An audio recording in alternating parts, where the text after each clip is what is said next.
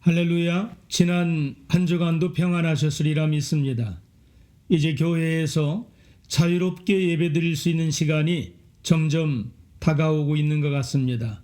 성도 여러분, 지금까지 조심하신 것처럼 마지막까지 건강하게 계시다가 우리 모두 기쁨으로 만날 수 있기를 바랍니다. 오늘은 본문 2장을 마치면서 그동안 범죄한 교사들의 거짓과 불의에 대한 저주와 멸망에 대한 강력한 말씀들을 살펴보시면서 그들은 하나님의 주권과 경고를 멸시하며 거짓된 교훈을 가지고 믿음이 약한 성도들을 유혹하여 바른 믿음에서 떠나게 하며 육신의 정욕과 탐욕에 빠진 저주의 자식이요 멸망의 종들이라고 선고하셨습니다. 이제 우리는 그들의 실체에 대하여 확실하게 아셨으니 그들을 철저히 경계하고 주의하여서 우리는 남은 삶을 어떻게 살아가야 하는가에 대하여 5가지로 살펴보시면서 함께 은혜 받으시기를 원합니다. 첫째는 우리는 예수님 안에서 참 자유를 누려야 합니다. 베드로 사도는 거짓 교사들이 그리스도인들에게 자유를 준다 하는 자랑의 말로 우리를 유혹할지라도 저들은 물 없는 샘과 같이 광풍에 밀려가는 안개같이 없어질 저주의 자식이요 멸망의 종들이라고 하였습니다. 여러분, 저들은 우리 그리스도인들이 복음 안에서 누리고 있는 참 자유에 대하여 잘못 알고 있는 자들입니다. 저들이야말로 참 자유를 혼돈하고 왜곡함으로 멸망할 수밖에 없는 멸망의 종들이요 하나님의 주권을 멸시한 저주의 자식들입니다. 또한 믿음이 연약한 신자들을 육체의 정욕적으로 유혹하여 넘어뜨리는 악한 자들임을 우리는 꼭 기억하고 조심하셔야 합니다. 바울 사도는 예수님께서 저와 여러분들을 부르신 목적은 이제 더 이상 저들과 같이 육체적 본성에 지배받고 있는 죄의 종이 아니라 그리스도 안에서 성령의 은혜로 진정한 자유는 물론 영생의 선물까지 주셨다고 말씀하고 있습니다. 요한도 진리를 알지니 진리가 너희를 자유케 하리라고 하셨습니다. 오늘 저와 여러분들이 누리고 있는 이 자유는 그리스도께서 은혜로 주신 진리 안에서의 자유입니다. 여기 진리란 예수님을 가르치는 말입니다. 그러므로 우리는 이 복음 안에서의 자유를 가지고 더 이상 방종하거나 남들에게 거치는 자가 되지 말고 또한 은혜로 주신 이 자유로 육체의 이기적인 욕망의 도구로 사용되어서는 안 될 것입니다. 도리어 이 자유로 우리는 하나님을 기쁘게 하기 위하여 날마다 육체의 일을 멀리하고 모든 사람으로 더불어 화평함과 거룩함을 쫓으라. 이것이 없이는 아무도 주를 보지 못하리라고 하신 말씀을 기억하시며 다시 오실 주님을 사모하며 사랑으로 피차 너그럽게 용서하며 더불어 화목하기를 힘쓰며 우리의 호흡이 다하는 그날까지 십자가를 자랑하며 성령을 쫓아 행하도록 힘쓰는 여러분 되시기를 바랍니다. 둘째는 우리는 예수님 안에서 이기는 자가 되어야 합니다. 세상에는 각종 싸움에서 진 자들이 얼마나 많이 있습니까? 그러나 우리 그리스도인들이 기억하실 것은 세상의 싸움에는 이기고도 진 자가 있고 또한 지고도 이긴 자가 있다는 사실입니다. 사람들이 이기기 위하여 애쓰지만 우리의 싸움은 언제나 예수님 안에서 지고도 이긴 자가 되게 해야 합니다. 이것이 진짜 이긴 자의 모습입니다. 싸움에 따라 다르겠지만 어떤 싸움에서는 이긴 자들을 섬겨야만 되는 경우도 있을 것입니다. 여기 진 자는 이긴 자의 종이 됨이라는 그리고의 의미는 종이 되어 온 자란 뜻입니다.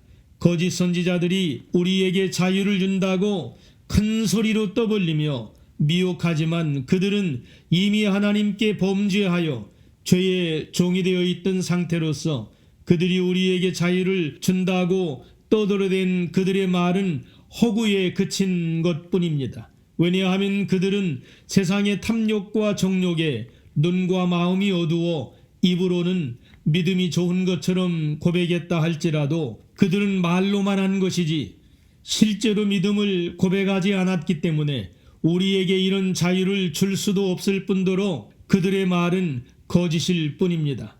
그러므로 우리 그리스도인들은 항상 조심하셔야 되겠습니다. 만약에 우리가 이들의 말과 주장에 미혹되어 넘어지면 참 자유는커녕 육체적 탐심과 정욕으로 부패하여 그들을 섬기며 살아가는 추악한 멸망의 종들이 되고 말 것입니다. 그래서 베드로 사도는 진자는 이긴 자의 종이 된다고 말씀하셨습니다. 우리는 항상 깨어 믿음에 굳게 서서 바울이 주신 말씀처럼 오직 겸손한 마음으로 각각 자기보다 남을 낮게 여기며 예수 그리스도 안에서 서로 종노릇하며 예수 그리스도 안에서 자기 유익보다 남의 유익을 구하며 예수 그리스도 안에서 순종하는 종으로 의에 이르며 죄에서 진정한 자유하심을 누리시는 거룩함의 열매를 맺고 예수님이 주시는 영원한 생명을 소유하시고 예수님의 사랑받는 종들이 되기를 우리 주님의 이름으로 부탁드립니다. 네로 황제의 스승인 세네카는 자기 자신에게 종이 되는 것은 가장 힘든 고역이란 말을 했습니다. 세 번째는 우리는 지속적으로 예수 그리스도를 우리 주님으로 알아가야 합니다. 여기 알미란 그리고의 의미는 하나님과 예수님을 구원자와 주님으로 아는 것을 가르치는 말입니다. 베드로후서 1장에서만 이 말을 3번이나 쓰고 있습니다. 우리 그리스도인들은 예수 그리스도를 믿음으로 지난날의 모든 죄에서 구원받고 돌아온 새 사람이 되신 줄 믿습니다. 우리는 이제부터 날마다 죄와 싸워 이겨야 합니다. 요한도 대저 하나님께로서 난 자마다 세상을 이긴 이김은 우리의 믿음이라고 하였습니다. 세상을 이기신 분은 예수님이십니다. 예수님 안에 진정한 승리가 있습니다. 이러한 승리는 바로 믿음으로 얻는 것입니다. 한 번 예수님을 구주로 믿다가 타락하면 나중 형편이 처음보다 더 심하다고 하였습니다. 즉 진자는 이긴 자의 종이 되기 때문입니다. 맞는 말입니다. 거짓 교사들에게 유혹되어 믿음에서 떠나버린 사람들이 더 불행한 것은 처음 믿을 때보다 더 악하여졌기 때문입니다. 이런 일들은 우리 주변에서도 흔히 볼 수 있는 일들입니다. 혹시 주변에 믿음 생활하다가 타락한 분들 보시면 얼마나 마음이 완고한지 상대하기가 대단히 어려운 사람들을 많이 만나게 됩니다. 그러므로 바울도 오직 너 하나님의 사람아 믿음의 선한 싸움을 싸우라고 하셨습니다. 오늘 그리스도인들이 힘써 싸우지 않으면 믿음을 지켜나가기가 참으로 어려운 시대입니다. 여러분, 믿음 지키기 위하여 힘써 싸우다가 칭찬받은 두 교회를 우리는 기억해야 되겠습니다. 하나는 서머나 교회입니다.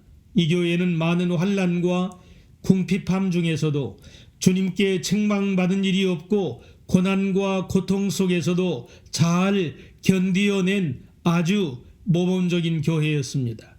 또 하나는 빌라델비아 교회였습니다. 주님의 사랑을 가지고 적은 능력이었음에도 주님의 이름에 부끄럽지 않게 말씀을 끝까지 잘 지켜내다가 하나님의 성전의 기둥으로 쓰여진 것처럼 우리도 선한 싸움 잘 싸워 끝까지 힘써 믿음 지키다가 칭찬받고 영광에 참여하시는 우리 교회와 여러분 되시기를 주님의 이름으로 축복합니다. 네 번째는 우리는 말씀에 순종하는 삶을 살아야 합니다. 여기 의의 도 또는 바른 길이란 발람의 길과 반대의 말입니다. 또한 2절에서 말하고 있는 진리의 도와 바른 길 그리고 의의 도는 다 같은 의미로서 우리 교회 기독교 자체를 가르쳐주는 말입니다. 여러분, 우리 주님을 믿지 않고 어떻게 의로울 수가 있습니까? 여러분, 우리 주님을 사랑하지 않고 어떻게 바른 길을 따라갈 수 있습니까? 여러분, 우리 주님을 따르지 않고 어떻게 진리의 삶을 걸어갈 수 있습니까? 믿음 없이는 절대로 불가능합니다. 우리는 그렇게 하고 싶어도 그럴 만한 능력이 없습니다. 그러므로 주신 말씀은 예수님을 믿고 구원받은 그리스도인들이 마땅히 지켜야 할 진리요, 의로움이요, 도요, 바른 길이요, 규범이 되는 것입니다. 그것이 곧 우리 구주 예수 그리스도 자체이십니다. 만약에 이 명령과 믿음을 떠난다면 바로 구원을 잃어버리는 것이요, 또한 우리 예수님 자체를 떠나는 것이 되는 것입니다. 주님을 떠나는 순간 우리는 세상의 더러움에 쓰러지고 말 것입니다. 저버리는 것의 그리고 의미는 되돌아오다는 뜻으로서 그리스도의 복음을 받아들였던 사람이 그 복음에서 떠나버린 것을 가르친 말입니다. 알지 못한 것은 그리스도의 진리의 도에 대하여 알지 못한 상태를 가르치는 것입니다. 그러므로 진리의 도가 되신 예수 그리스도를 배도하게 되면 더욱 패역하고 고집스러워져서 다시 회개하고 돌아오기가 더 어렵기 때문에 의의 도를 모르고 이방인처럼 그대로 있었던 것이 그들로서는 더 좋았을 것이란 뜻입니다. 그러므로 우리는 이 거룩한 명령의 근원이 되며 우리에게 힘과 능력을 주시는 진리의 말씀에 순종하는 거룩한 삶을 이루어 나가실 수 있기를 바랍니다. 사무엘 선지자도 순종이 제사보다 낫고 듣는 것이 수양의 기름보다 나으니라고 하셨습니다. 그리스도의 사랑받는 지혜로운 사람들은 말씀을 잘 듣고 씻을 것이 있으면 씻고 고칠 것이 있으면 고치며 날마다 순종하는 사람들임을 기억하시기 바랍니다. 마지막으로 우리는 어떤 상황에서도 진리의 도를 떠나면 안 되는 것입니다. 베드로 사도는 거짓 교사들과 배도자들에 대하여 두 속담을 예로 들면서 두 동물인 개와 돼지를 인용하여 그들에 대하여 결론을 내려주고 있습니다. 하나는 개가 토하였던 곳에 돌아가고라는 말씀은 잠언의 말씀을 인용하고 있습니다. 개가 토하였던 것을 도로 먹는 것과 같이 미련한 자는 그 미련한 것을 거듭 행하느니라고 하셨습니다. 또 하나는 돼지가 씻었다가 더러운 구덩이에 도로 누웠다는 말씀입니다. 예수님도 거룩한 것을 개에게 주지 말며 너희 진주를 돼지 앞에 던지지 마라.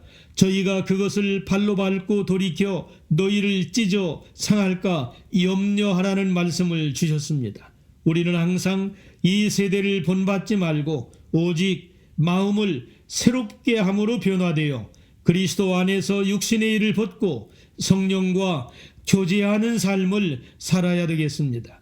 이 두 가지 속담의 비유에서 개가 그 토하였던 것에 되돌아간 것과 같은 배교자들과 또한 돼지가 씻었다가 더러운 구덩이에 도로 눕는 것과 같이 결국 거짓 교사들은 그리스도를 주로 고백한다 할지라도 탐심과 정욕에 눈과 마음이 어두운 죄악의 삶을 상상하고 그리워하다가 또다시 쾌락에 빠지는 더러운 개와 돼지와 같은 자들임을 기억하시고 항상 우리는 주의하며 살아가시는 복음의 승리자가 되어 주님의 영광에 참여하시는 복된 저와 여러분들 되시기를 주님의 이름으로 축복합니다.